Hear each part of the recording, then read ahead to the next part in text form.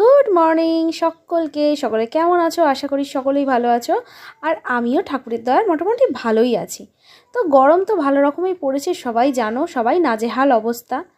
তো সকাল সকাল উঠে না আমার কিছুতেই যেন এনার্জি আসে না। তো বসে শুয়ে একটু দাঁড়িয়ে এরম করতে করতে বেশ বেলাটা গড়িয়ে গেল। তো তখন মনে হলো না না তাড়াতাড়ি করে এবার কাজগুলো শুরু করি। তো আমি না বিছানার চাদর এক সপ্তাহ অন্তর পাল্টে দিই। তো সেই সময় চলে এসেছে, পাল্টে দিলাম সব কিছু। আর কালকে আমার আসবে শ্বশুর শাশুড়ি। তো যাই হোক, সমস্ত এই ঘরের চাদর ওই ঘরের চাদর সবই পাল্টাবো। তো নতুন চাদর পেতে ফেললাম। আর নতুন চাদর পাতার পর, মানে কাঁচা চাদর পাতার পর ঘরের রূপটাই যেন পাল্টে যায়, তাই না?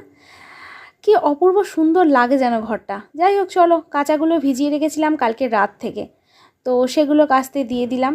আর প্রবলেমটা কি হয়েছিল, কাঁচাগুলো সকালবেলায় দিয়ে দিতাম, সকালবেলা হঠাৎ গেল কারেন্ট চলে।